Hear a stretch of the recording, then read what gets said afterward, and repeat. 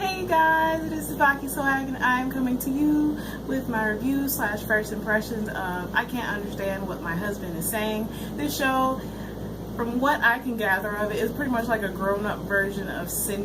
I mean, it's not saying that it's made by the same people, but my take on this show is pretty much like a grown-up version of Sigh.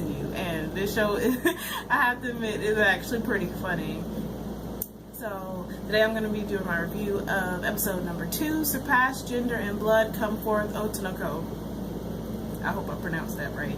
But this episode, well, first, we get introduced to Karo and Ainja, whom are husband and wife. They got married, and pretty much the woman was like, he wasn't really her first choice, but because he wanted to marry her, she married him because all she really wanted was to be married. I was like, okay, I'm not going to argue with that one. But pretty much her husband, Ainja,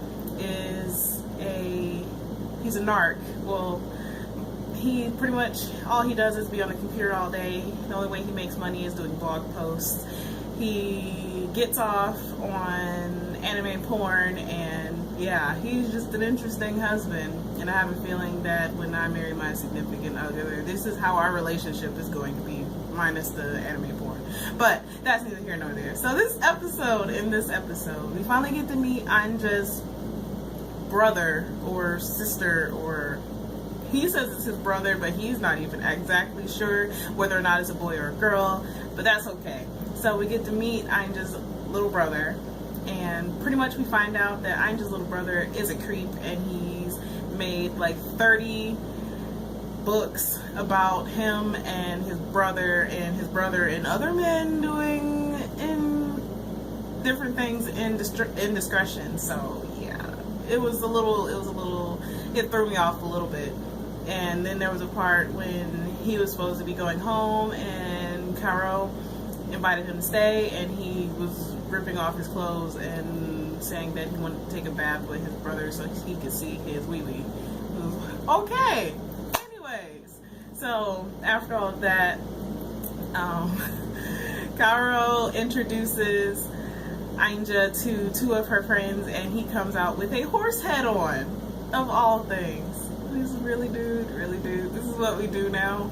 So he came out with a horse head, of all things, and did this atrocious laugh. And then pretty much her friends were like, pretty much was like, what made you want to be with her? And he said that once he found out that he liked her, that was pretty much a wrap, that she was his angel. And I was like, oh, that's so sweet.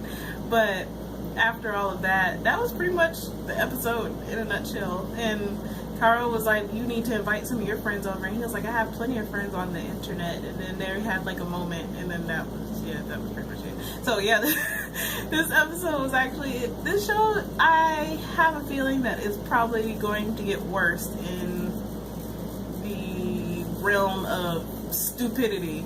So I guess I can say I'm looking forward to reviewing this anime. But as always, I would love to hear how you guys felt about the show as a whole, or how you feel about the show so far. But as always, please remember to comment, thumbs up, and subscribe. It helps me out a whole lot. And this is TsubakiSwagg saying adios.